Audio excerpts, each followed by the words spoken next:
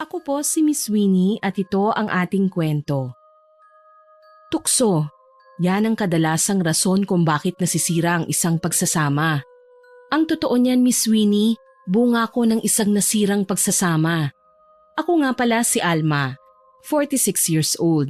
Ang kwentong ibabahagi ko po sa inyo ay nangyari noong ako'y 25 years old pa lamang, taong 2004. Nagkahiwalay ang aking mga magulang, 13 anyos pa lamang ako. Namatay sa sama ng loob ang aking ina, ngunit kalaunan namatay din ang aking ama sa hindi malamang dahilan. Kaya sa poder ni Lola Feliz ako lumaki.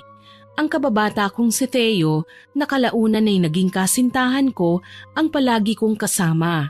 Madalas kaming magbanding lalo na kapag pauwi na ako galing sa trabaho. Akala ko talaga okay ng lahat, Miss Winnie, pero hindi pala. Nagulo ang maayos naming pagtitinginan na binuo ng ilang taong pagsasama. Nagsimula yon isang araw nang kumprontahin ko siya matapos niya akong wag siputin sa lugar at oras na dapat sana ay magde-date kami. Theo! Isang oras mo akong pinaghintay sa park, pero hindi ka dumating. Saan ka ba nagpunta? Sinasabi ko nga sa'yo, hindi ba? May emergency lang akong kailangang ayusin. Anong klaseng emergency ba yan? Mas mahalaga pa ba sa akin, ha? Niho, wala ka man lang sinabi. Dapat nga bago pa ako magpunta sa park, tinawagan mo na ako. Emergency nga, di ba? Hindi ka rin makaintindi. Kahit na, dapat ipinaalam mo man lang sa akin para hindi ako mukhang tanga sa kahihintay sa'yo. Bakit galit ka? Ako nga dapat ang nagagalit hindi ikaw. Hindi ako galit, okay? Nagpapaliwanag lang ako. Ang hirap lang kasi sa'yo, ayaw mong makinig. Palagi ka na lang nakasinghal.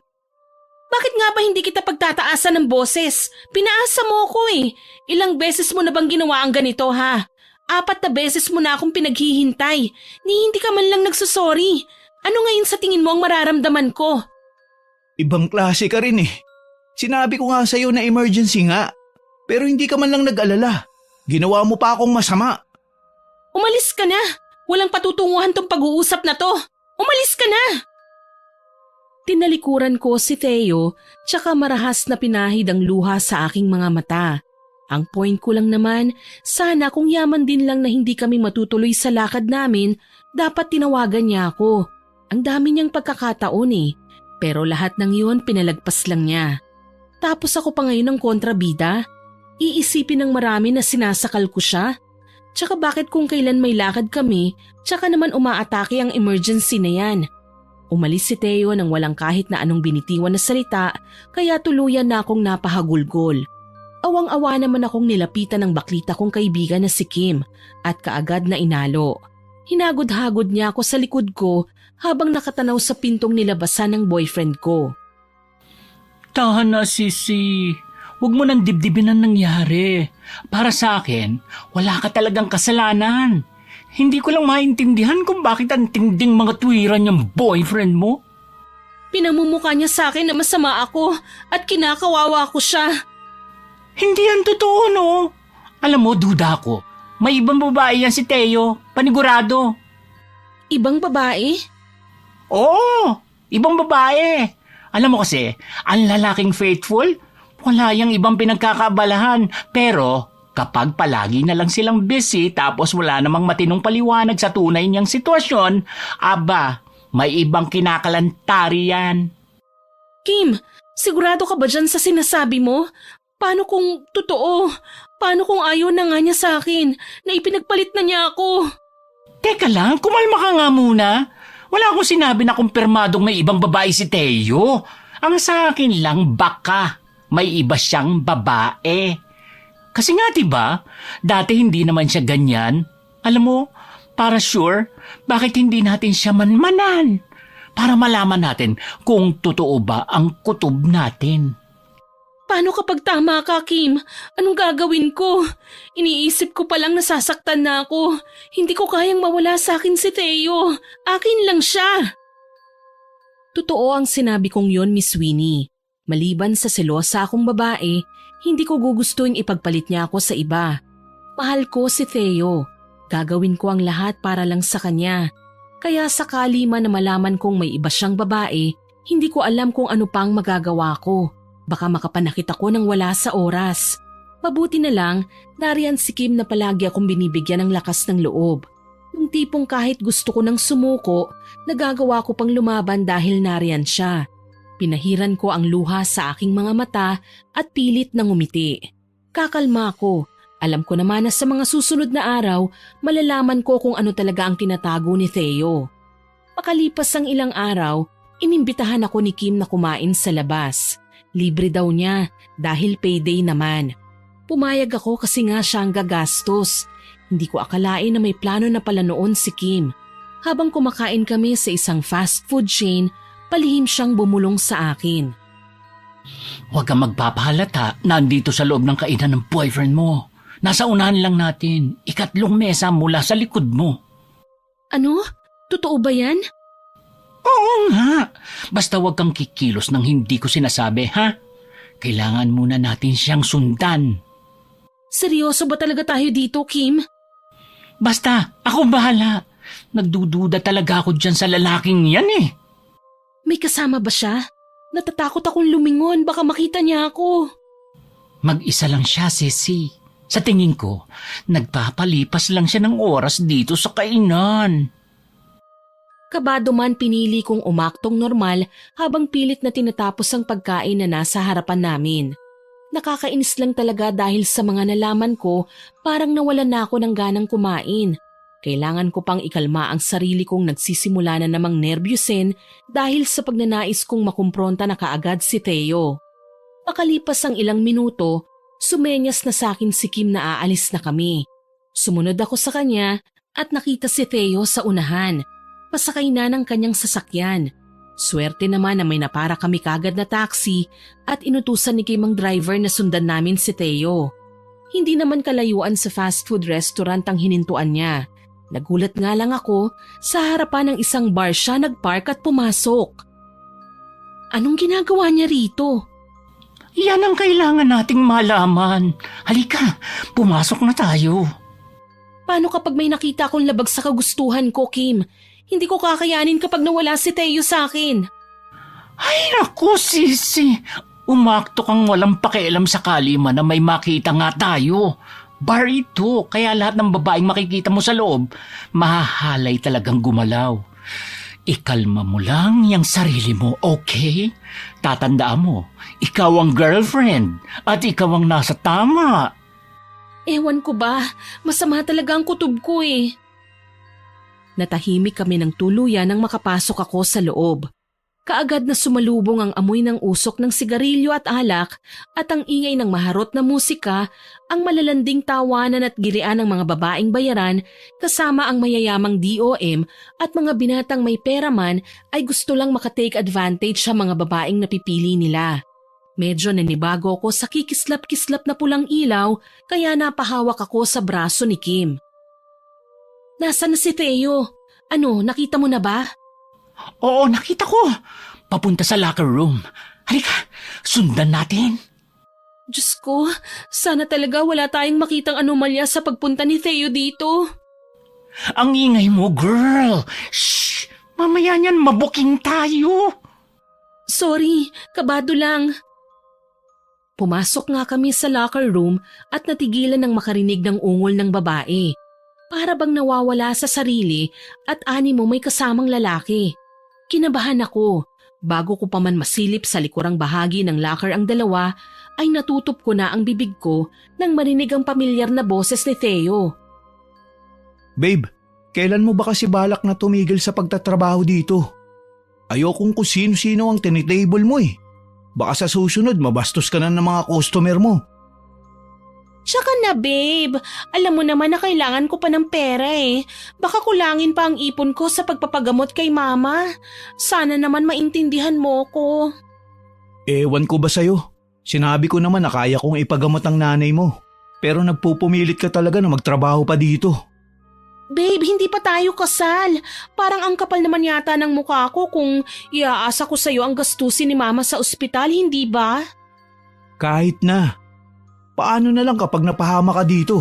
Paano kung nagkataong may nambastos sa'yo tapos wala ako? Hindi ko mapapatawad ang sarili ko kapag may nangyari sa'yong masama. Nanginginig na napasandal ako sa dingding nang marinig ang sinabi ng aking nobyo. Kung makapagsalita siya sa babaeng kausap niya, punong-puno ng concern at pagmamahal. Sino ba siya? Bakit ganun na lang ang pag-iingat ni Theo sa babae? Dala ng labis na panggigigil, lumabas ako sa kinasasandalan ko at nakapamewang na hinarap ang dalawa. Nakatayo naman sa likuran ko si Kim na halatang gigil na ring manabunot ng mga sandaling yun. Kaya pala nakagawian mo ng Indianin ako sa bawat lakad natin. Nakikipagkita ka pala sa haliparot na nabubuhay sa lugar na ito. Alma? Anong ginagawa mo rito? Babe, sino siya? Ako lang naman ang girlfriend ng lalaking inaahas mo. Ikaw, sa sobrang kakatihan mo at hindi mo na makamot, talagang pumapatol ka pa sa may girlfriend? Ha? Ang kapal ng mukha mo! Excuse me, hindi makapal ang mukha ko. Sa pagkakaalam ko, walang ibang girlfriend si Theo maliban sa akin. Ano babe, kilala mo ba ito? Ano na naman bang gulo to, Alma? Bakit ka ba nandito? Sinusundan mo ba ako? Anong drama to, Theo? Akala ko ba faithful ka? Akala ko ako lang ang mahal mo. Pero bakit may sabit sa puso mo? Tumigil ka na, Alma. Nakakaya ka. Dito ka pa talaga gagawa ng iskandalo? So ako pa palang nanggugulo? Excuse me lang ha? Sa lagay na ito nahihiya na kayo? Wala pa nga akong ginagawa eh. Ang kapal ng mukha mo? Manloloko ka? Ipinagpalit mo ako sa babaeng haliparot? Teka lang, baka akala mo hindi kita naririnig ha? Wala akong pakialam kahit na isigaw ko pa sa pagmumukha mo ang kalandian mo. Animal ka? Dapat sa'yo kinakalbo. Dahil sa labis na galit, hindi na ako nakapagpigil. Literal na sinugod ko ang babae at sinabunutan. Sinubukan kaming awatin ni Theo pero humarang si Kim at inambaan ng suntok ang lalaki. Kahit binabai si Kim, aminado ako na malakas siya at ilang beses nang nadadaig si Theo sa pisikal na labanan, lalo na't isang black belter ang kaibigan ko. Kim naman, kinukonsinti mo pa pati pang gugulo ni Alma. Awatin mo naman sila. Bakit ko naman gagawin yun? Paano ninyo matututunan ang leksyon nyo kung susuportahan ko ang maling gawain mo? Alam mo, Theo, malaki sana ang respeto ko sa iyo dahil kaibigan kita. Pero dahil sa ginawa mo ngayon, ako, para mo na rin kinalimutan ang pagiging magkababata natin. Pati ba naman si Alma, niloko mo? Hindi ko sinasadya. Nagising na lang ako isang araw na nasasakal na ako sa paghihigpit niya. Masama bang kumawala sa hawlan na ginawa niya para sa akin? Mali ka pa rin kahit anong klaseng dahilan pang sasabihin mo. Mahal ka ni Alma. Pero kinulang ka sa komunikasyon sa kanya. Kung tutuusin, walang kasalanan si Alma sa'yo. Ang kapal ng mukha mong sakta ng kaibigan ko. Isang sampal ang ginawad ni Kim kay Theo. Nakita ko yun at muling uminit ang ulo ko. Pinalingan ko si Ella na noon ay bumabangon mula sa pagkakangudgod ng mukha niya sa sahig at tinangka akong lapitan ngunit sinalo ko lang ang buhok niya at marahas ulit na hinila. Ano ba? Bitiwan mo ako! Ano ka, siniswerte? Pagkatapos mong agawin sa akin ang nobyo ko, parang wala kang ginawang kasalanan? Nagmamalinis ka pa? Walang yakang malandi ka? Sisiguraduhin kong pati ang pinakatatago mo, kakalbuhin ko! Theo! Tulungan mo ako! Tama na, Alma. Please. Wala ka nang magagawa. Mahal ko siya. Si Ella ang gusto kong pakasalan. Yun ang dahilan kung bakit ayoko na makipagkita sa'yo. Hayop ka? Pagkatapos kong ibigay sa'yong lahat, ito pa talagang igaganti mo sa akin? Pasakit? Ha? Sino ka ba ha, Theo? Hindi ka perpekto. Akala mo sa sarili mo ang gwapo-gwapo mo na? Nagawa mo pang mang two-time? Buisit ka? Palibhasa, hindi makontento sa isa kaya kahit puta pinagtitisan. Huwag niyo akong tatawaging puta. Hindi niyo ako kilala. Talaga? Bakit? Gusto mong ako naman na sumabunot sa'yo nang tuluyan ka ng makalbo, babae? Hindi na kayo dapat sumunod dito eh. Gulo lang ang dala nyo. Umalis na nga kayo. Talagang ang tigas ng dugo mo para ipagtabuyan kami? Bakit? Malaki na ba ang pinuhunan mo sa babaeng yan, ha, Theo? Mamili ka. Siya o ako? Sumagot ka. Hindi pa ba malinaw sa'yo, Alma? Ikaw ang pinapaalis ko. Ibig sabihin, hindi ikaw ang pinipili ko. Maghiwalay na tayo. Tila bombang sumabog sa aking pandinig ang sinabing yun ni Theo, Miss Winnie. 10 years, ganun na kami katagal. Hindi ko akalaing masisira lang yun ng ganun kadali. Naitanong ko tuloy sa sarili ko, ano bang kulang sa akin? Bakit kailangan akong ipagpalit ni Theo? Hindi ba ako kamahal-mahal? Ganun na ba kasama ang ugali ko para ayawan ako ng lalaking pinakamamahal ko? Tila nawasak ang mundo ko nang siya na mismo ang pumutol sa gahiblang pag-asa ko na maging parte ng buhay niya. Hindi ko kaya, Miss Winnie. Pero ng mga sandaling yon, naging sandalan ko si Kim. Inalalaya niya ako paalis sa lugar na yon at sinama pa uwi. Pagdating sa bahay, sa balikat niya ako lumuha.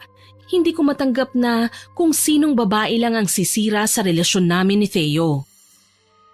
Kim, hindi ko kayang mawala si Theo. Bakit kailangan niya akong ipagpalit sa iba? Hindi ko rin alam, Alma. Masakit mang isipin. Pero kailangan mong tanggapin na hanggang doon na lang ang relasyon ninyong dalawa, na hindi mo na kailangan maging martir para kaawaan kanya. Huwag kang bababa sa ganoong level, Alma. Anong gusto mong gawin ko, Kim? Hayaan silang magsaya habang naglulugmok sa kalungkutan? Hindi patas. Kailangan din nilang magdusa, Kim. Shh! Tana! Pinag-isipan ko na yan. Alam kong masakit. Pero ikalma mo muna yung damdamin mo. Mamaya kapag nahimasmasan ka na, sasabihin ko sa iyo ang isang napakagandang planong naisip ko. Asya, Tana! Mga hayop sila, Kim. Pagbabayaran nila ang ginawa nila sa akin. Hindi ako papayag na manatili silang masaya. Gaganti ako! Naiintindihan kita, Alma, at may kilala akong tao na makakatulong sa paghiganti mo. Anong ibig mong sabihin? Akala ko talaga hired killer ang taong gusto ni Kim na kunin namin para ipaghiganti ang kasawian ko.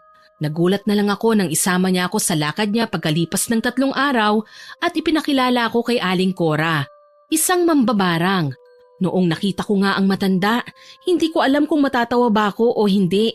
Ako kasi yung tipo ng taong hindi talaga naniniwala sa kababalaghan unless masaksihan ko ito ng sarili kong 2 mata. Sisi, siya si Aling Cora. Huwag ka mag-alala, proven and tested na siya. Ilang kakilala ko na nga nagtagumpay sa paghihiganti nila nang lapitan siya eh. Talagang lahat na nagkasala sa kanila, nagdurusa. Kaya yung Ella na yan, pati na si Theo, siguradong luluha ng dugo kapag nasimulan na natin silang ipagdasal. Sigurado ka ba? Barang talaga? O ano bang gusto mo? Yung massacre? Diyos ko, day! Huwag mo kong uutusang bahiran ng dugo ang mga kamay ko! Hindi ako papatay ng tao gamit ang sarili kong lakas. Kinaklaro ko lang. Alam mo naman na bago lang sa akin ang mga bagay na ito, hindi ba? Tsaka bakit pati si Theo sasaktan natin? Ang gusto ko lang naman, ang babaeng malanding yun ang magsisi sa kasalanang nagawa niya. So, hahayaan mo na lang na abusuhin ka ng Theo na yon, ganun? Aba, lahat ng bagay sa mundo may bayad na. Kaya kung sinaktan ka man ni Theo, pagbabayaran niya din yon. Tama ang kaibigan mo, Ineng. Lahat ng taong nagkasala dapat ginagantihan. Alam mo bang ako man ay biktima rin ng pagtataksil ng mahal ko sa buhay? Pero kahit mahalaga siya sa akin, hindi ko kukonsintihin ang mga bagay na ginawa niya. Aba, nagpapakabait ako. Walang karapatan ng sino man nasaktan ako. Ano po bang gagawin natin, Aling Cora? Buhok. Kailangan ko ng buhok ng mga taong gagantihan natin. Kaya mo bang kunin yon para sa akin? Hindi ko po alam kung... Ako na po ang bahala doon, Aling Cora. Tutulungan ko ang kaibigan ko sa abot ng aking makakaya. Mabuti kung ganon. Nagtawanan sina Aling Cora at Kim na animoy tuwang-tuwa sa kanilang pinag-uusapan. Kinabahan naman ako. Hindi ko naman talaga alam kung magagawa kong ipabarang si Theo. Ngayon pa lang nasasaktan na ako. Gayun pa man, wala akong ginawa na pag-angal. Hanggang sa makauwi na kami ay hindi ko na sinubukan pang pigilan si Kim sa gagawin namin sa mga susunod na araw. Susunduin kita uli kapag pupunta na tayo kay Aling Cora, ha? Sige, ingat ka, Sisi. Ikaw din, tumawag ka sakaling may emergency ha.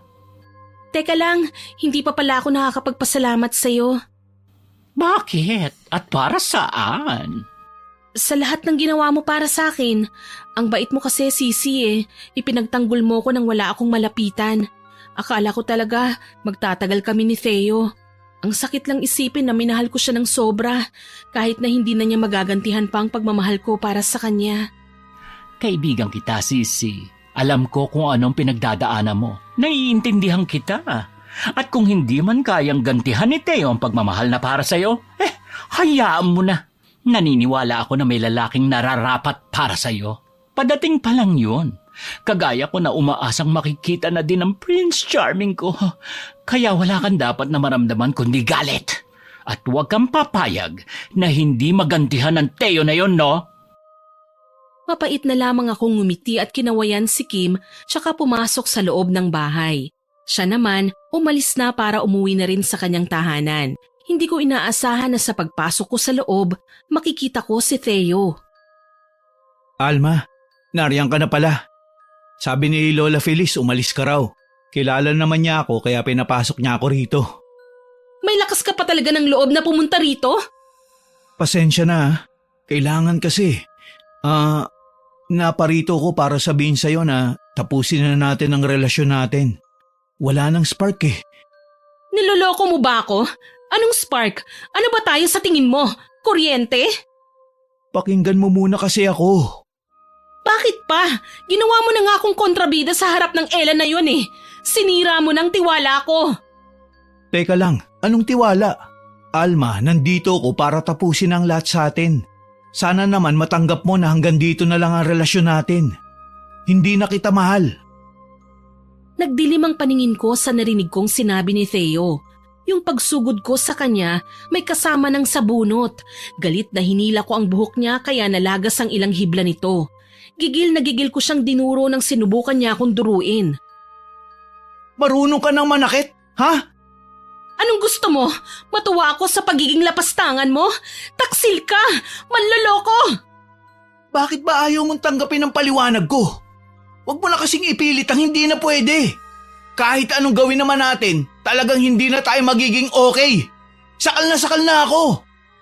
Bakit ka nasasakal? Ikinulong ba kita? Nirendahan? Gago ka pala eh. Talagang pinili mo pang maruming babaeng yon kesa sa akin?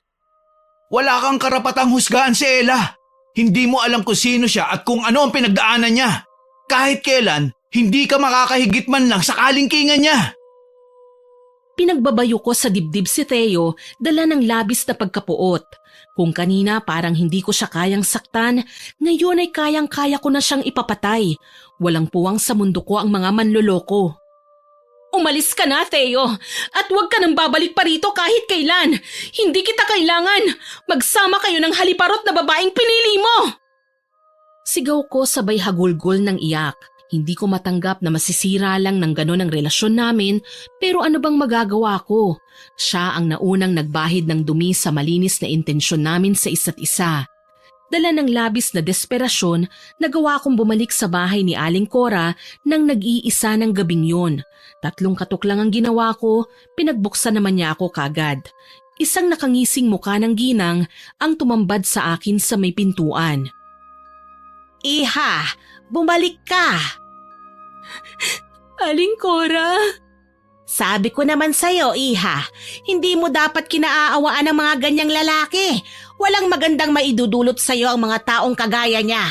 Kailangan bigyan siya ng leksyon, isang karamdaman na makapagbabago ng pananaw nila sa buhay. Nagtiwala po ako sa kanya, Aling Cora. Halos ibigay ko na ang lahat. Maliban na lang sa pagkababae ko kaya siguro pinili niya na maghanap ng iba. Hindi mapagkakatiwalaan ang mga manloloko, Iha.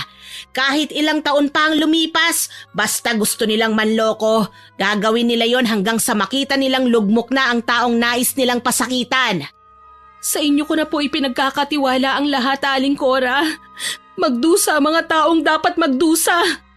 Ikinalulugod kong gawin ang lahat, Iha, para sa mga babaeng sawing kagaya ko. Noong gabing yun nasaksihan ko ang isang natatanging ritual na hindi ko kailanman inaasahang magiging totoo. Ibinigay ko sa kanya ang buhok at litrato ni Theo, pati na ang iilang gamit niyang naiwan sa bahay noong minsang nakatulog siya kagaya ng damit na inabot ko sa ginang. Bahala na siya, wala na akong pakialam pa sa kanya. Sa harap ng isang altar, nagdasal at umusal ng orasyon si Aling Cora para sa hinahangad na karamdaman ng mga taong gusto kong makaranas nito. Nakita ko pa nang tila mawala siya sa katinuan. Bumubulong-bulong, nakikipag-away sa sarili na halos hindi na boses niya ang maririnig. Kabado akong natutop ang aking bibig. Tama ba ang ginawa ko?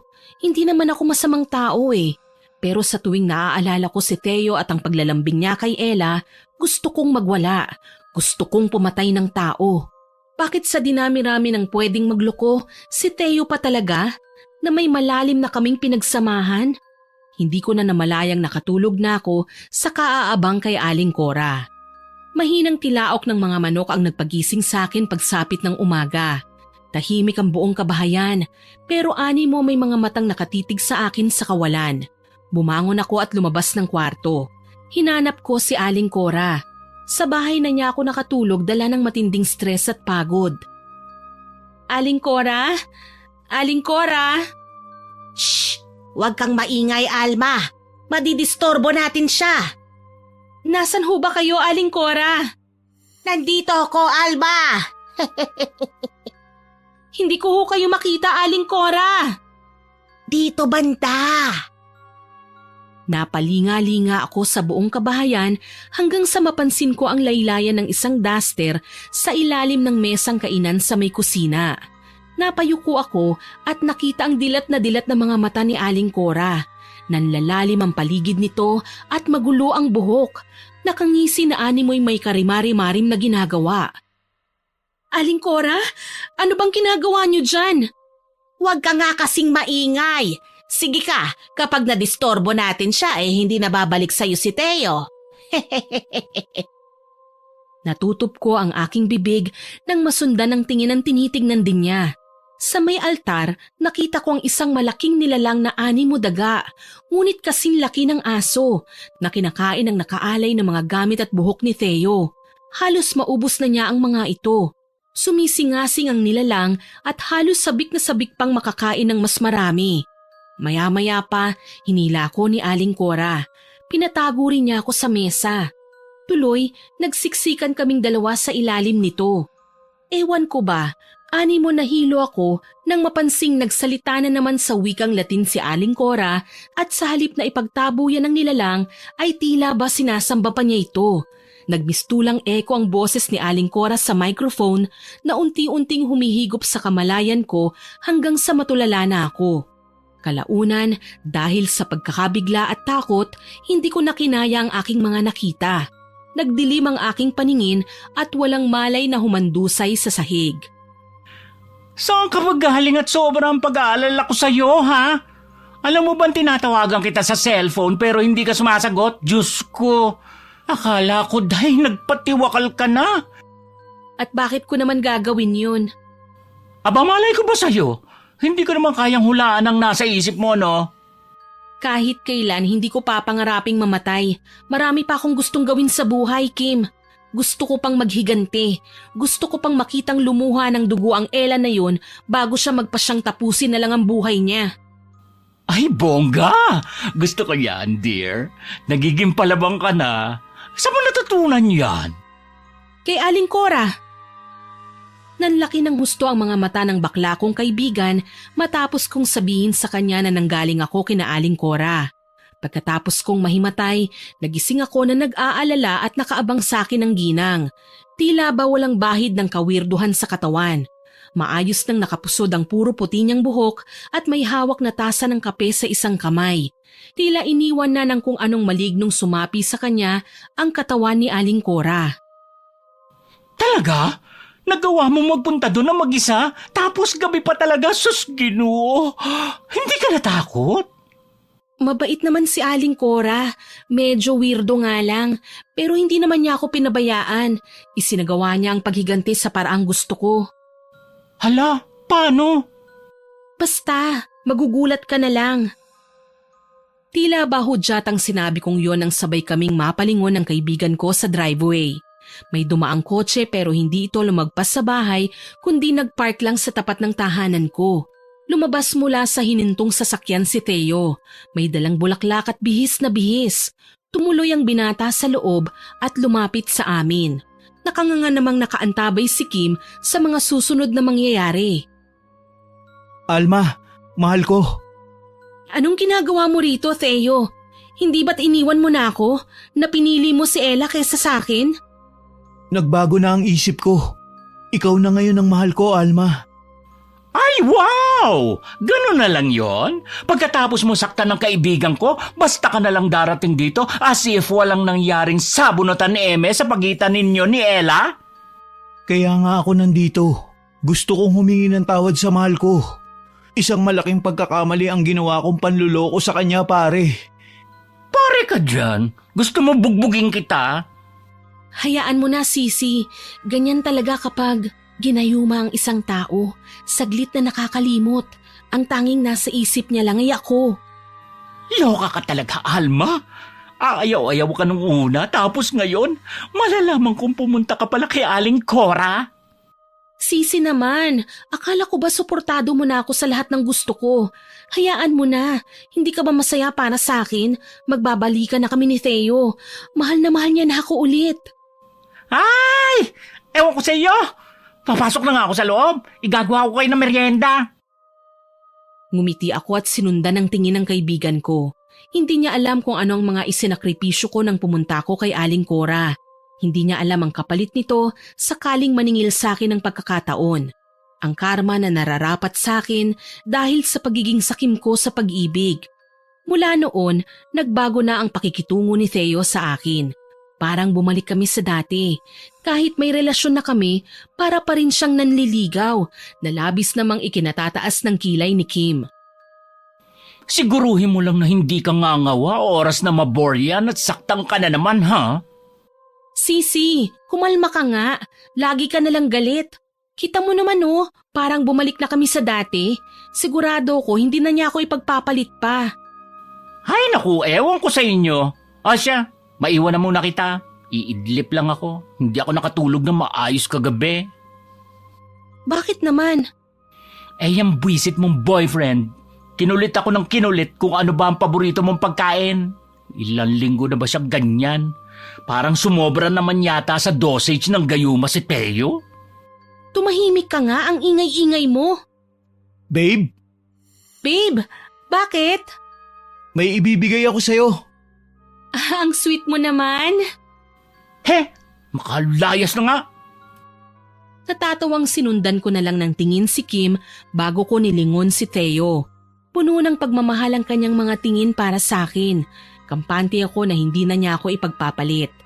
Lumapit ako sa lalaki at niyakap ko siya. Sa tagpong yon may kumatok sa pinto. Ang mga katok ay malakas at kalaunan nagiging bayo na. Nagkatinginan kaming dalawa pero ako na ang nagpresintang buksan ng pinto. Nakasunod naman si Theo sa likuran ko.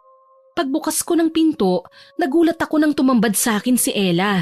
Hilam sa luha ang mga mata niya pero galit na nakatingin sa aming dalawa ni Theo. Sinasabi ko na nga ba, Theo? Dito lang kita mahahanap. At ano naman ang ginagawa mo rito, kontrabidang babae? Malamang para bawiin ang boyfriend ko. Bawiin? Wala siya rito. Kung ako sa'yo, umalis ka na bago pa kita ipapulis. Sa tingin mo natatakot ako sa pulis? Ha! Hindi ako kagaya mo na hindi kumikilos ng walang kasama. Kahit ako lang, kaya kang sabunutan. Napaatras ako ng tangkain ni Ella na hilahin ang buhok ko. Kaso lang humarang si Theo at galit na pinigilan ng kamay ni Ella. Gulat na gulat ako sa naging reaksyon ni Theo. Kitang-kita ko ang galit sa kanyang mga mata. Sa tono ng boses niya, nararamdaman ko ang galit na kanina pa nais ko mawala sa kanyang muka. Wag na wag mo sasaktan na mahal ko, Ella! Theo, ano bang nangyayari sa'yo? Akala ko ba okay na tayo? Na may future na ako kasama ka? Anong drama ito? Nagbago na ang isip ko, Ella. Si Alma ang mahal ko. Sana naman maintindihan mo. Hindi kita gusto, okay? Isang malaking pagkakamali ang ginawa kong pakikipaglapit sa'yo. Kung tutuusin, tinukso mo nga lang ako. Tukso? Talaga lang ha? Sino bang nagpunta sa bar para maglabas ng bigat sa dibdib? Sino ang unang lumapit sa akin at umastang pagmamayari ang buhay ko? Nang sabihin mo sa akin ang mga pasakit mo, inintindi kita. Imbis na magalit sa mga ginawa mo, minahal kita. Pero bakit ganito ang nangyari? Bakit? Wala na tayong dapat pang pag-usapan. Tama na ang drama. Hindi nga kita mahal. Theo, maawa ka naman sa akin, oh. Huwag mong gawin sa akin to. Tumigil ka. Mahal na mahal ko si Alma. Siya lang ang gusto kong makasama hanggang sa kamatayan. Marahas na tinulak ni Theo si Ella. Napahandusay ang babae sa harapan ng pinto ng bahay ko kaya hindi ako kagad nakapagsalita. Maging sina Lola Feliz at Kim ay nagambala at nakiusyoso sa mga nangyari. Gulat na gulat nang makita ang ginawa ni Theo para lang ipagtanggol ako sa babaeng muntikan ng umagaw sa kanya sa akin. Umalis ka na. Kung ayaw mo saktan kita hanggang sa piliin mo na lang na magpakamatay. Theo, wag mo naman gawin sa akin ito. Maawa ka. Buntis ako, Theo. Akala ko ba bubuo na tayo ng pamilya natin? Pakiusap, umuwi na tayo. Nasa bahay na ako. Si Alma ang mahal ko at pakakasalan ko. Umalis ka na! Hindi mo ba narinig ang sinabi ni Theo? Umalis ka na! Magbabayad kang malandi ka! Hindi ako papayag na basta ka nalang makawala sa ginawa mo! Ang kapal naman ng mukha mong pagbantaan ako. Bakit? Ano bang gagawin mo? Papatayin mo ako? Baka bago mo magawa yun, lulugmok ka muna, malandi ka! Muli, hindi ako nakapagpigil at ang kaninang pagtatangka ni Ella na saktan ako ay ako na ang gumawa. Gayon na lang ang pagsisigaw niya sa labis na sakit. Sinigurado kong may madadala ang mga kamay ko sa marahas na paghila sa kanyang buhok. Hindi naman ako papayag na hindi makaganti sa kanya. Pagkatapos ng ilang linggo niyang inagaw sa akin ang lalaking mahal ko. Nang sumisigaw na sa sakit si Ella, nakisali naman si Kim at Lola Feliz. Inawat ako at pinagalitan ng aking abuela. Si Kim ang nagpaalis kay Ella, kaya naman napanatag na ang aking loob. Pagkaalis ni Lola, lumapit sa akin si Theo. Pasensya ka na ha. Sisiguraduhin kong hindi na manggugulo sa atin ang babaeng yun. Ayos lang, Theo. Huwag mo na siyang isipin pa. Alam ko naman na ako pa rin ang pipiliin mo eh. Hayaan na natin. Akin ka lang, Alma. Walang kahit na sino ang makakaagaw sa'yo mula sa akin. Buong akala ko, nakakakilig ang mga sinabing yun sa akin ni Theo. Naging mabuting bersyon siya ng dati niyang pagkatao. Mas malambing, maingat at mapagmahal. Ayun nga lang, may nadagdag sa ugali niya na dati ay wala naman. Naging seloso si Theo. Masyadong obsessive at possessive sa akin. Ayaw na ayaw niyang makipaglapit ako kahit kanino. Kahit nga kay Kim eh. Si Ella naman mas naging agresibo sa panggugulo sa akin. Kaya naman nakapagdesisyon akong muli na bumalik kay Aling Cora. Dala ko ang buhok niyang nakuha ko mula sa pagkakasabunot ko kay Ella. Nararamdaman ko ang nagpupuyos mong galit. Ano ba ang posibleng dahilan nito, Alma? Ginugulo po kami ni Ella, Aling Cora. Ilang beses na niya akong sinugod sa bahay. Ang salot sa inyong relasyon. Titignan ko kung anong magagawa ko. Kailangan niyang magdusa, Aling Cora. Kailangan maparusahan siya. Yan ang gusto ko. Magbigay ng karamdaman sa taong kinapupuutan mo. Maraming salamat po, Aling Cora. Asahan mong lahat ng hiningi ko, may sapat pong kabayaran. Sa pagkakataong ito, kailangan ko ng puso ng isang itim na baboy na kailangan dinukot gamit ang sarili mong mga kamay para sa pag-aalay. Walang pag-aalinlangang ginawa ko ang pinag-uutos ni Aling Cora. Kaagad akong nagtungo sa isang kakilalang may babuyan at bumili ng katamtamang laking baboy. Gamit ang sarili kong lakas at hawak na punyal, nagawa kong hiwain ang katawan ng baboy. Sinaksak ko ito ng paulit-ulit hanggang sa hindi na magawang manlaban ng baboy. Bumagsak ito sa lupa na kaagad ko namang sinaksak ulit. Sa pagkakataong yun, may kasama ng paghiwa ang ginawa kong pag-atake. Nilaslas ko ang liig pababa sa dibdib. Gamit ang aking mga kamay, dinukot ko ang mainit-init pang puso. Dinala ko yun kay Aling Cora. Ngiting aso naman ang ginang nang makitang dala ko. Ayan ang gusto ko, sariwang puso. Inaalay ko po ang pusong ito para sa kamatayan ni Ella, Aling Cora. Matutupad ang hiling mo, iha. Mamamatay si Ella. Isang matinis na halakhak ang pinakawalan ni Aling Cora na bumuhay sa aking sistema. Sinimulan niyang iaalay ang puso sa altar. Sinindihan ang itim na kandila sa gilid nito at sinayaw-sayawan. Mas kakilakilabot ang nakita kong tagpo ng mga sandaling yun. Ani mo muling sinapian si Aling Cora. Nagsasalita ng mga wikang banyaga. Kumuha ng kapiraso sa buhok na pagmamayari ni Ella. Muli matapos ang ritual ni Aling Cora ay hinimatay ako. Nang magising ako ay sinusundo na ako ni Kim. Puno ng pag-aalala ang kanyang muka.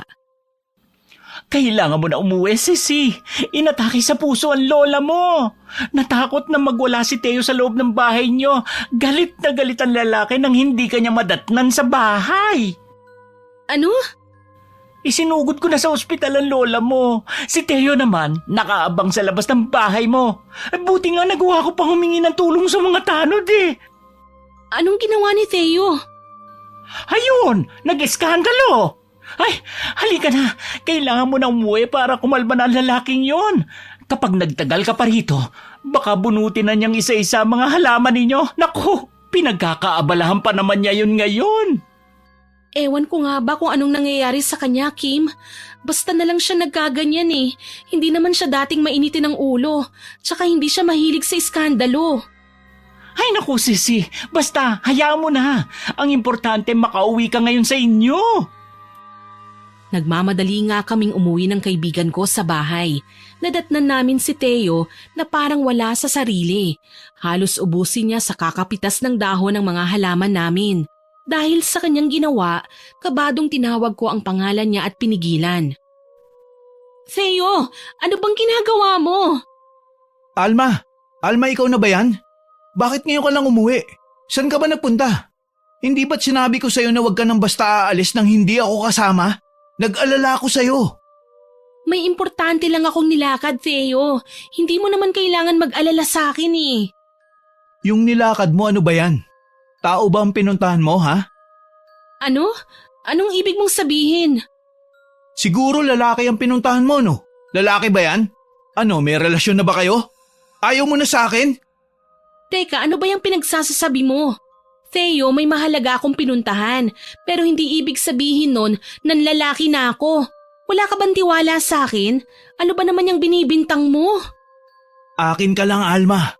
Walang sino man ang hahawak sa'yo o magmamahal na iba. Aminado ako, natakot ako ng mga sandaling yon. Nagbago kasi bigla ang reaksyon ni Theo. Bigla na lang siyang naging bayolente at nanininghal.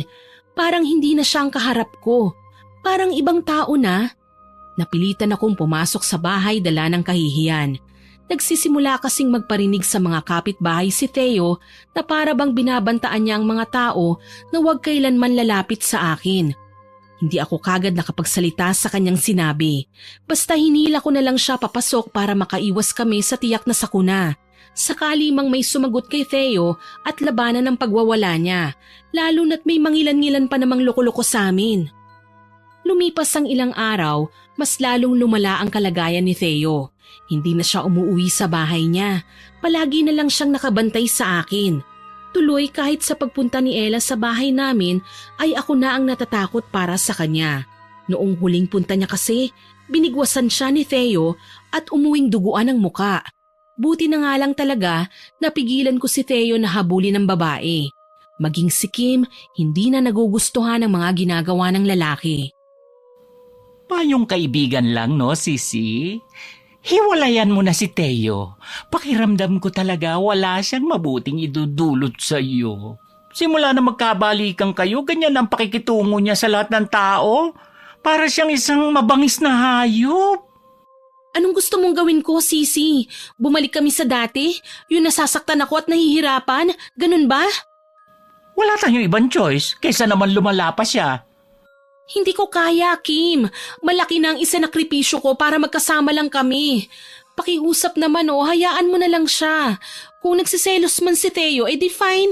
Hindi ako lalapit sa kahit na sino. Iiwas na lang ako sa mga tao. Gagawin ko ang lahat, mabuo lang ang tiwala niya sa akin. Ewan ko sa'yo. Gusto kong isipin na nababaliw ka na sa kanya. Kita mo naman ang mga pinagagawa niya. Hindi na tama. Alam ko may kinalaman si Aling Cora sa mga kakaibang kinikilos ni Theo. Utang na loob. Bago pa may mangyaring masama, ibalik mo na siya sa dati. Hindi ako papayag. Mananatiling sa akin lang ang pagmamahal ni Theo. Ako lang ang babaeng makakasama niya hanggang kamatayan.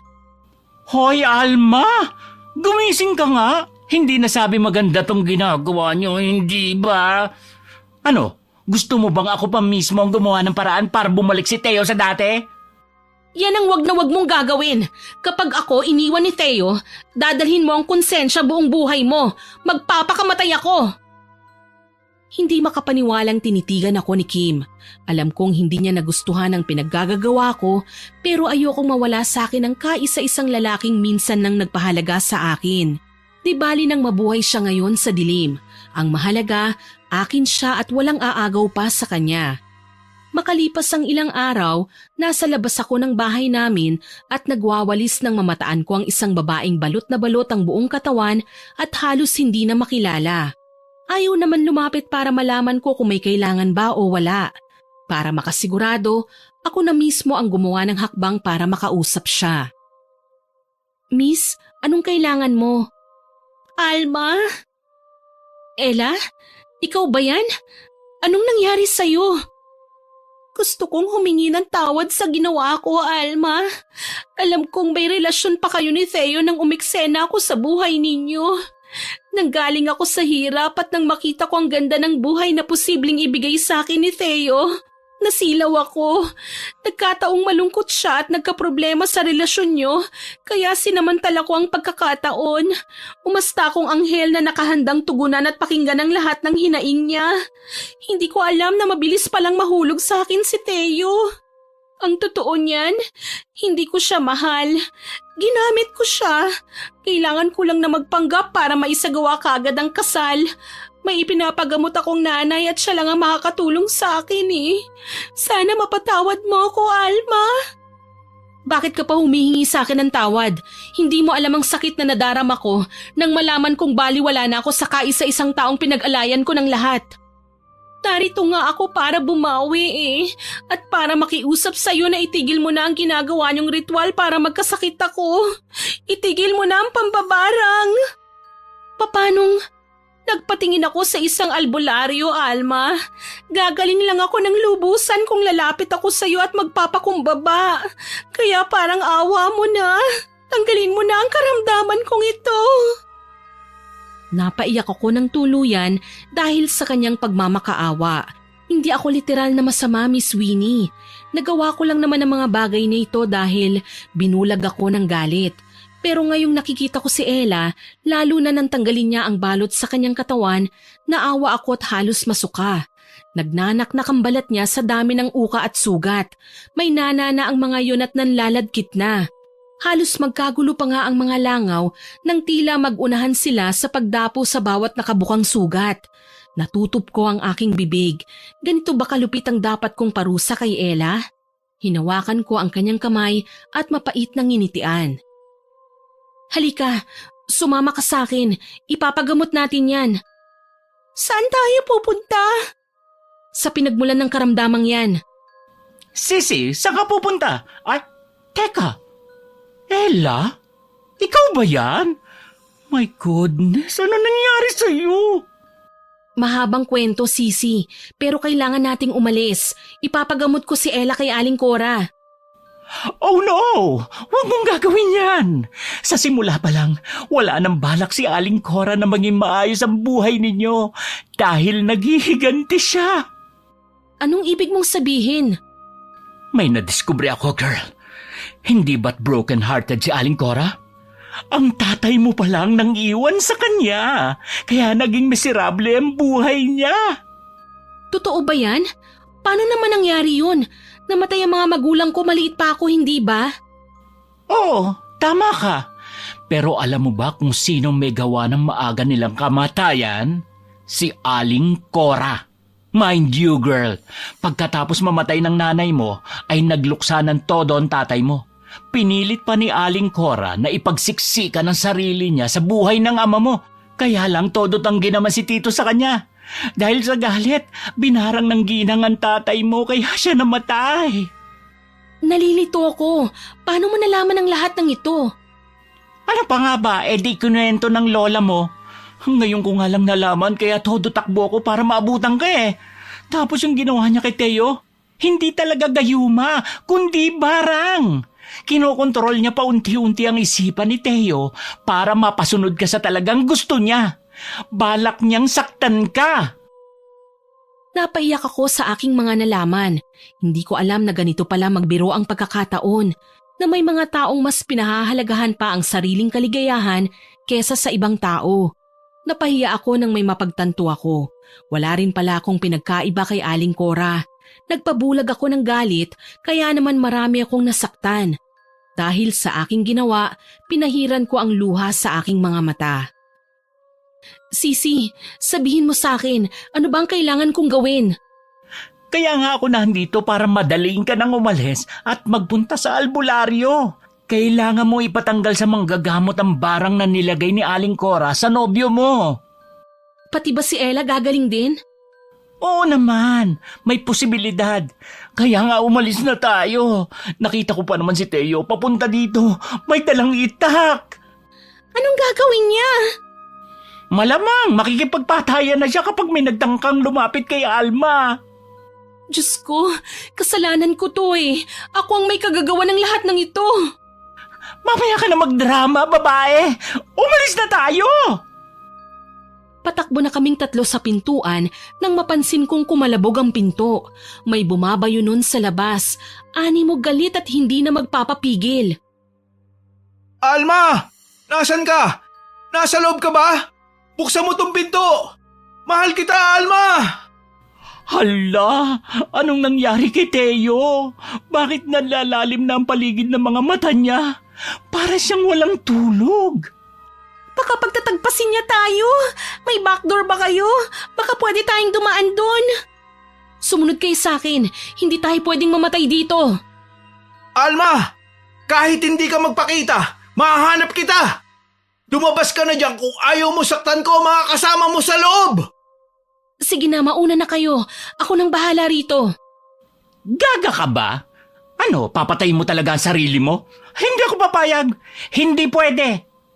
Maawa kayo. Tumakas na tayo. Mamaya na kayo magtalo. Doon tayo sa may kusina. Naroon ang backdoor. Nagtakbuhan kaming tatlo papunta sa likod bahay. Kabado man pero napilitan akong damputin ng martilyo na nasa paanan ko lang.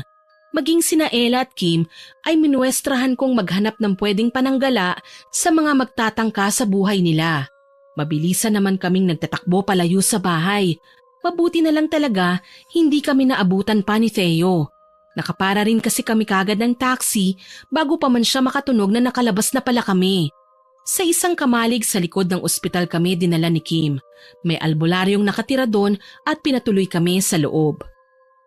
Salamat, nakalayo din tayo. Tama ka, pero hindi pa tayo dapat na magdiwang. Kailangan pa kitang ipagamot, Ella. Dito lang kayo at sisilipin ko sa labas kung may nakasunod ba. Ay, Diyos ko, kung alam ko lang na magiging maligno ang boyfriend mo, Alma. Sana hindi ko na siya hinayaan makipagbalikan sa'yo. Tutal naman, nagloko na siya. Hindi niya deserve ang babaeng kagaya mo. Ako naman ang punot dulo nito eh. Kung hindi ko nilapitan si Theo, hindi siya magpapatukso. Hindi kami magkakaroon ng relasyon. Sana matibay pa rin ang pagsasama niyo. Isa lang naman akong hamak na bayarang babae eh. Huwag mong sabihin yan, Ella. Ano man ang pinagdaanan mo, nangyari yon bilang pagpapaalala ng mga tao lang tayo na may kailangan tayong haraping pagsubok. Huwag na huwag mong isiping mababa ka o marumi dahil lang sa trabahong meron ka. Oo, pinapatawad na kita. Pero sana, patawarin mo rin ako. Hindi naman ako nagtanim ng galit sa iyo eh. Huwag na kayong umiyak. Nandito na ang albularyo. Pumuwesto kaming tatlo sa espasyong pabilog na may nakasinding mga kandila.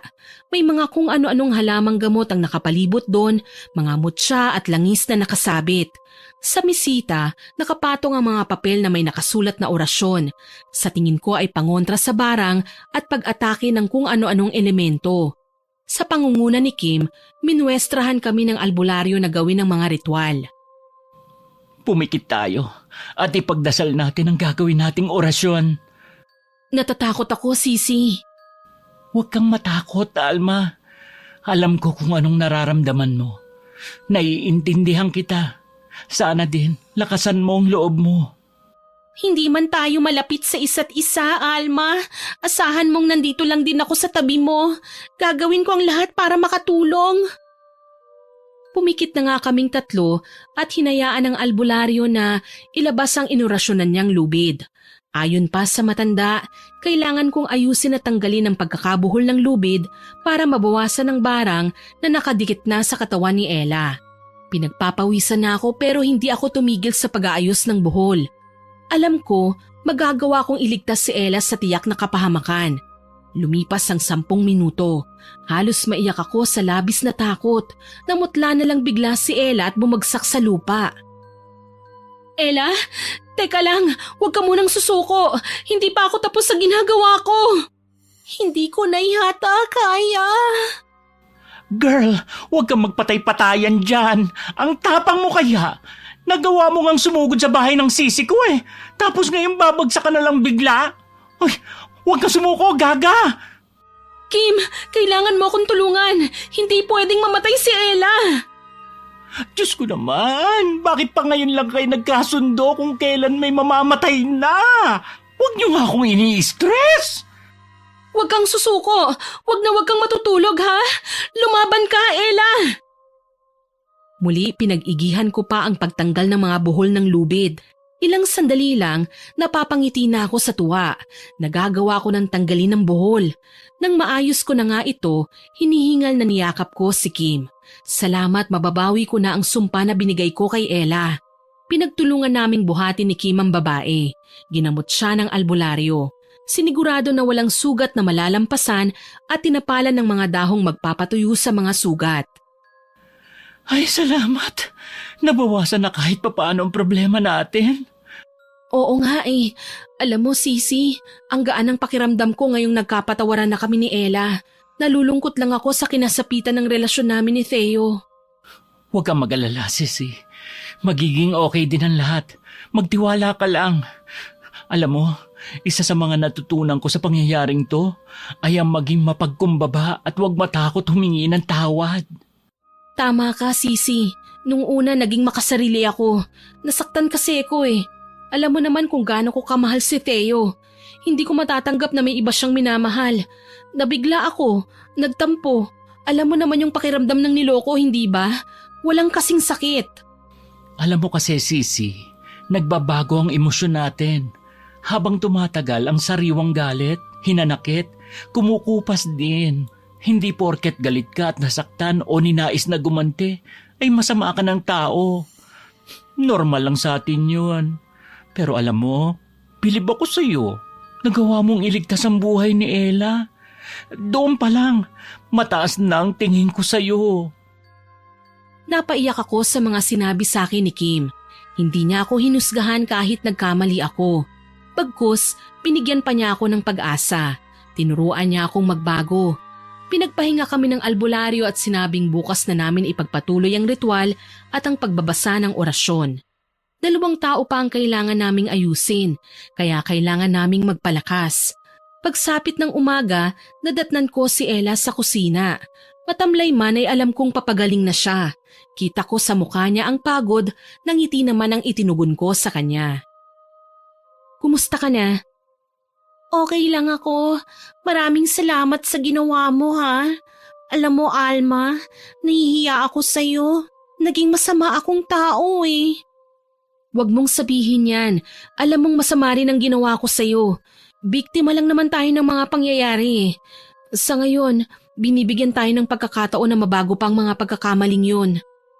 Tama si Alma, Ella. Kaya kung ako sa'yo, simulan mo nang ayusin ang buhay mo. Hindi ba sa bar ka nagtatrabaho? Pwede kang lumipat at magsimula sa malinis na paraan. Pasensya na. Yun lang kasi ang pinakamabilis na trabahong mapapasukan ko eh. Hindi naman ako nakapag-aral. Wala akong sapat na papeles para sa pag-a-apply. Lalong hindi rin ako makakakuha ng valid ID. Lalo na kung wala rin naman akong naunang valid ID. Yun lang ba? Huwag mo nang problemahin yon. Hahanapan kita na mapapasukan. Tama si Kim Ella. Para igalang ka ng mga tao, dapat una mong igalang ang sarili mo. Nagkasala na nga ako eh, ang bait niyo pa rin sa akin. Wala yun. Ang isipin mo, binigyan pa tayo ni Lord ng ikalawang pagkakataon para sa mga pagkakamali natin. Huwag natin sayangin yun. Nagngitian kaming tatlo. Alam ko na dahil sa naging deklarasyon namin, magiging okay din ang lahat kahit papaano. Nang makausap namin ulit ang albularyo, ipinaliwanag niyang kailangan kong makipagkita kina Theo. Natakot ako dahil baka mamaya saktan niya ako. Kaso lang, sinabi sa akin ng albularyo na may gagawin siyang orasyon para bumalik sa panandali ang pag-iisip si Theo. Kaagad akong pumayag, para din naman ito sa ikabubuti naming lahat. Para safe, sinamahan ako ni Kim. Pareho kaming may dalang pamalo para kung sakali mang saktan kami ni Theo. Sigurado ka ba na hindi siya aalis dito sa bahay ninyo? Oo, sigurado ko. Sa galit ni Theo at panggigigil niya, malakas ang kutob ko na nagtatago siya dito sa loob ng bahay. Hinihintay niya ang pagdating ko. Mag-iingat ka. Hindi ako papayag na saktan ka niya. Nakabantay ako sa likod mo. Maraming salamat, Sisi. Dito ako papasok sa kusina. Doon ka sa front door. Mag-iingat ka ha. Oo naman, pangako. Ikaw din. Pumasok ako sa loob ng bahay at nakiramdam sa paligid. Kabadong tinawag ko ang pangalan ni Theo. Theo, nasan ka? Theo, lumabas ka! Kailangan kitang makausap! Alma, ikaw ba yan? Theo, lumabas ka na, please! Kailangan kitang makausap! Dito. Nandito ako sa sofa. Asensya na ako madilim. Nasisilaw ang mata ko sa liwanag. Pwede mo naman buksan. Dahan-dahan lang. Ayos lang ba? Sige, bubuksan ko ha. Nakahanda na ako. Dahan-dahan kong ang binuksan ng bintana, maging ang pinto. Nang magliwanag na ang paligid, nakita ko si Theo na nakasiksik sa sala, patago sa likod ng sofa. Halos hindi na naliligo. Madungis na at mabaho. Halos hindi na rin kumakain. Bakas ang kapayatan sa mukha niya. Hindi na nakakatikim ng tulog at pahinga. Tuluyan na akong napaiyak nang makitang nangyari sa kanya. Diyos ko! Theo! Pasensya ka na, Alma ha. Hindi ko din alam kung anong nangyayari sa akin. Basta na lang ako nagkasakit at nakalimot. Siguro, kinakarma na ako dahil sa ginawa ko sa'yo. Theo! Huwag kang lumapit sa akin. Baka mamaya, kapag nakalimot na naman ako, baka panakit ako. Ilang araw na ba akong ganito? Si Ella. Nasaan si Ella? Bakit ko siya nakalimutan? Theo, kumalma ka, okay? Tsaka na natin pag-usapan ng tungkol sa nangyari. Ang mahalaga, nakakausap kita ng maayos ngayon at magagawa ka naming ipagamot sa albularyo. Patawarin mo ko, Theo. Akong may kasalanan ito sa'yo eh. Palagi kong napapanaginipan ng isang ginang. Inuutusan niya ako na patayin si Ella at pahirapan ka. Pinilit kong tumanggi pero mas malakas siya. Nagagawa niyang kontrolin ang katawan ko. Kilala ko siya, Theo. Siya si Aling Cora, ang mabagsik na mambabarang na kumokontrol sa ating lahat. Hindi lang ikaw at si Ella ang naapektuhan niya. Maski ako, ang lola ko na ngayon ay nasa ospital din. Pati si Kim dinamay na niya. Ano? Ganyan kasama si Aling Cora? Oo, ganyan kasama. Kaya kailangan nating mag-ingat. At kung papayag ka, dadalhin kita sa albularyo. Kailangan mong magpagamot sa kanya. Sa awa ng Panginoon, nakinig naman sa akin si Theo. Nagawa pa namin siyang ibiyahe ni Kim pabalik sa kinaroroonan nila Ella at ng albularyo. Hindi siya umangal nang magpagapos siya at sinimulang tawasin ng albularyo. Hindi ko akalaing grabe rin pala ang epekto ng pambabarang kay Theo. Namayat siya at namumutla. Traidor si Aling Cora. Nilinlang niya si Alma at ginamitan din ng orasyon para magawa kayong ipabarang. Ako nga noon hindi niya pinakikinggan eh. Si Aling Cora pa kaya? Hindi na ako magtataka kung maging buong pamilya natin, saktan na niya. Paano mo naman ba kasi siya nakilala? Alam mo naman na mahilig ako sa hula, di ba? Lumapit siya sa akin, pinakilala ang sarili at hinulaan ako. Nagulat ako nang marinig na tama ang lahat ng hula niya sa akin. Siyempre, bumilib ako at kinilala pa siya. Kalaunan, humingi ako ng address. Nang malamang kong nambabarang pala siya at nagkataong kailangan ni Alma ang serbisyo niya, hindi na ako nag-aksaya ng panahon. Inireto ko siya sa ginang. Hindi ko naman alam na sa mismong paglapit namin sa kanya kinokontrol na niya si Alma. Alam ko ang klase ng mga mambabarang na ganyan. Sila ang mga mambabarang na may lahing babaylan. Kayang magpadala ng salot sa mga pananim, kayang magbigay ng karamdaman sa bawat isa sa mga taong kanyang kalaban, kayang manghipnotismo o kumontrol ng isipan ng mga taong nasa malayo. Nakakatakot naman. Pero yun ang katotohanan. Alam mo na, mga nilalang na nabubuhay nung unang panahon. Sana magtagumpay tayo sa pagpuksa kay Aling Cora. Gusto ko nang manumbalik sa normal ang buhay natin. Ako naman baka umuwi na lang sa probinsya. Isasama ko doon ang nanay ko. Alam mo girl, wag mo nang problemahin ang pagpapagamot sa mama mo. Tutulungan ka namin. May mga kakilala akong doktor na makakatulong sa kanya. Gagaling ang nanay mo, pangako. Nagyakapan kami at nagkasundo na magdarasal. Taimtim kong inihingi ng tawad ang lahat ng kasalanang nagawa ko. Ang mga masasakit na salitang iginawad ko sa kapwa. Gaano man kahirap, titiisin ko. Makabawi lang sa lahat ng pagkakamali ko. Pagkatapos ng aming pagdarasal, narinig naming nagsisisigaw na si Theo. Halos manggalaiti siya sa labis na galit. Nang pumasok kami sa loob ng silid, naabutan namin ang albularyo na hinahagupit ng buntot pagi ang binata. Anong nangyayari? Mukhang sinisimulan na ng albularyo na palayasin sa katawan ni Theo si Aling Cora. Ha? Pwede ba yun? Parang exorcism baka mo? Oo, ginagawa yan sa mga taong kumukontrol ng elemento, mga multo at mambabarang. May mga nasaksihan na akong ganyan dati, kagaya ng nangyayari kina Aling Cora. Sana naman umalis na nga si Aling Cora sa katawan ni Theo. Nakahanda na akong masaktan ulit. Wala na akong balak na agawin pa si Theo at ipagsiksikan ng sarili ko sa kanya. Alma, wag mo munang isipin ang hindi pa nangyayari. Saka nyo na pag-usapan yan. Pakinggan na muna natin ang mga sinasabi ni Theo. Malay natin, may mahalaga siyang sasabihin na makakatulong para mas mapadali ang pagpuksa natin sa kanya. Lumingon kami sa kinaroroonan nila Theo. Pulang-pula na ang mukha niya sa panlalaban. Ibang-iba na ang boses niya. Naging babae. Matandang babae. Halos hindi na nga siya makahinga ng maayos at pilit pang binabaklas ang tali na nasa kanyang paanan. Kaso lang, mas magaling tsumempo ang albularyo. Nakakailang hampas pa siya kay Theo ay nakikita ko nang sumusuko na ang lalaki. Aalis na ako sa katawan ni Theo! Tama na ang padadakit! Ayan! Mukhang exit na siya sa katawang hindi kanya! Mas mabuti yan. Umaasa ako na gagaling na si Theo. Ang mabuti pa, iwanan na muna natin sila. Magtiwala na lang tayo sa kanila. Alam naman natin na mas alam ng manggagamot ang gagawin niya kaysa sa atin. Halika Ella, asikasuhin muna natin ang mga sugat mo. Salamat ha, Alma. Napakabuti mo. Mabait ka rin naman eh. Ay, magseselos na ako niyan. Mamaya magiging magsisi na kayo. Maitsepwera na ako ha. Hindi naman. Ikaw ang pinaka-the best kong kaibigan. Kaya wag mong isipin na kakalimutan kita. Tsaka ang ganda mo, Kim. Kahit na hindi ka babae, pero daig mo pa nga kami. Hindi naman, no? Hayaan nyo.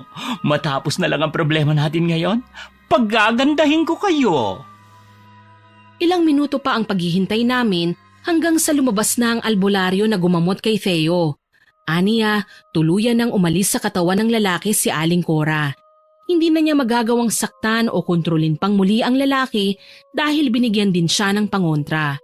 Sa ngayon, iniinda ni Aling Cora ang sakit ng panlalatigo kaya nagkaroon ako ng pagkakataon na tumakas sandali sa bahay ng albularyo para puntahan naman ang mambabarang. Pagdating ko sa bahay niya, sa may pinto pa lang ay naririnig ko na ang atungal niya. Ang nasasaktang ungol na mahirap ng kalimutan. Ano, Aling Cora? Masakit ba? Ha? Traidor ka! Ginamit mo ko! Ginawa ko lang naman ang tama. Niloko ko ng tatay mo. Alam kong kasalanan ni tatay na niloko ka niya. Pero bakit ako? Bakit ang mga kaibigan ko? Talagang sagad sa buto ang kasamaan niyo. Bakit? Kung sinabi ko ba ang katotohanan, papayag ka pang ipabarang sa akin ang manloloko mong kasintahan? Hindi! Huwag mo na nga akong utuin. Siguro nga hindi ako ang binarang mo. Pero ako naman ang pinahirapan mo eh. Ako ang binigyan mo ng problema. Binigyan mo ako ng kalbaryo na mahihirapan kong ayusin. Ako ang sinaktan nun. Tinulungan kita ngayon, pero ako pa rin ang masama. Mali ang mga taong ginantihan mo. Matagal nang patay ang tatay ko. Galit kong wika sa kanya, sabay lapit tsaka sapilitang kinuhanan ng buhok. Nakita kong kababakasan ng takot ang kanyang muka. Anong gagawin mo? Tingin ko kasi hindi pa sapat ang sakit na dinadanas mo. Mukhang kailangan kitang ipabarang sa mas magaling pa sa'yo. Wag mong gagawin yan. Pangako, hindi ko na kayo gagambalain pa. Ang gusto ko mawala ka na sa bayan namin. Wala akong pakialam kahit nasan ka pa magpunta. Ang mahalaga hindi na kita makita pa. Oras na mapansin kitang pakalat-kalat sa kahit saang bahagi ng bayang ito, alam mo na kung ano ang mangyayari sa'yo. Oo, aalis na ako. Pangako, hindi na ako mananakit pa. Hindi ko na kayo pakikialaman pa. Basta lubayan niyo lang ako. Madali naman akong kausap eh. Ano? Sige na, layas na. Nagkumahog sa pagtakbo si Aling Cora na hindi na nga inaksaya pang kunin ang kanyang mga gamit. Basta na lang siyang umalis at hindi na nagpaalam sa akin. Nakangiti naman akong sumunod sa kanya palabas ng bahay niya. Alam ko magiging tahimik na ang buhay namin. Kaya naman nang makabalik ako sa bahay ng albularyo, masaya kong ipinaalam sa kanila na malaya na kami. Wala na si Aling Cora. Umalis na siya at hindi na babalik pa. Talaga? Totoo ba yan? Oo, tinakot ko siya eh. Binunutan ko ba naman ang buhok eh. Buti nga yun sa kanya, no? Kasi kung hindi man siya umalis, talagang ipababarang natin siya, no? Salamat at maayos na ang isipan ko. Wala na magulo at maingay. Wala nang kokontrol sa akin. Pasensya na sa nagawa ko ah. Huwag kang mag-alala. Aaralin ko ng kalimutan ka, Theo. Teka lang, Alma. Ako ang dapat na humingi ng sorry sa ginawa ko eh. Naging manggagamit ako. Theo, hindi naman kita mahal eh. Nadala lang din ako ng tukso. Pero wala pa sa isip kong magkaroon ng minamahal. Drama ko lang ang lahat ng yun. Sana maintindihan mo. At sana wag mong sasaktan ng babaeng tunay na nagmamahal sa'yo. Alma, ang laki ng naging kasalanan ko sa'yo. Napakasama ako. Hindi ka masama, Theo. Pareho lang tayong nagkamali. Nagkatinginan kami ni Theo. Ewan ko ba, napaiyak na lang ako bigla nang lumapit sa akin at niyakap din niya ako. Alam ko naman na minsan, nagkakamali talaga ang mga tao. Depende na lang sa amin yun kung paano namin aayusin ang gusot na ginawa namin. Sa ngayon po, asawa ko na si Theo. May 2 na kaming anak. Masaya ang aming pagsasama. Si Kim na rin ang naging ninang nila. Mapilit kasi ang baklita eh. Pero masaya naman ako dahil kahit ganoon, nagagabayan naman niya ng maayos ang kanyang mga inaanak. Hindi man namin nakakasama si Ella, balita naman namin ay may pamilya na rin siya at masaya na sa pagsasama nila. Hindi na namin nakita pa si Aling Cora at alam kong hindi na kami gagambalain pa ng matandang mambabarang. Hanggang dito na lamang po. More power po sa inyong channel at God bless. Sana po ay nagustuhan niyo ang aking mga ibinahaging kwento. Pero bago ko po tapusin ito, oras na para sa shoutout ulit natin.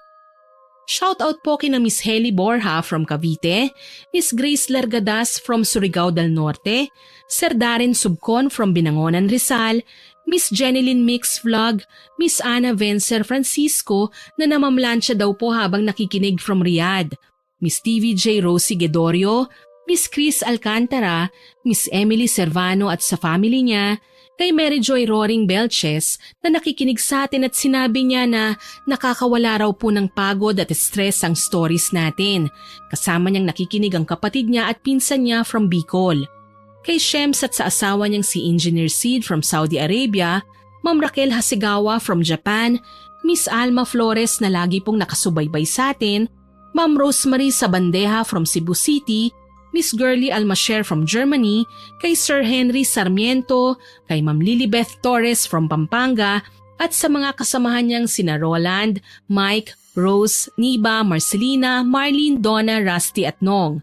Salamat po sa inyong lahat. Shoutout din po kay Mr. Doms lang ang malakas na nag-comment po sa Karma ng Pabayang Magulang upload. Ang sabi po niya, ang pakikinig daw sa mga kwento natin ang nakakaalis ng pagod niya habang nagmamassage sa Bahrain. Kay Garcia Mendoza from Mauban, Quezon, sa Royzel Tailoring po sa Silang Cavite, kay Ma'am Rida de la Cruz at sa mga anak niyang si Chelsea at Chloe from Dasmariñas, Cavite, kay Miss Nelin Palomo from Tacurong City na nakikinig daw po sa atin habang gumagawa ng order sa kanyang homemade pork chorizo. Naku, mas masarap po yan at mas gaganahan kayong magtrabaho dahil nakikinig kayo sa ating stories. Salamat po, ma'am. Kay Ma'am Marites Nalika at Ma'am Belen Malbas na always present po at laging nakikinig sa ating stories. Kay Ma'am Virginia Lopez Dagdag from Hong Kong, kay Shari from Yokohama, Japan, at kay Michelle Joan Alfanta, John Denver at Joel Ruiz from San Fernando, Pampanga. Salamat po sa lahat ng comments ninyo. Sana po ay patuloy kayong makinig sa mga kwentong ibabahagi ko sa inyo. Huwag din po ninyong kalimutang mag-subscribe, like, share at comment sa mga darating pa nating upload. Sisikapin ko pong ma-shoutout ang iba pa nating listeners sa mga susunod kong upload. Muli, ako po si Miss Winnie na nagpapasalamat sa inyong pakikinig.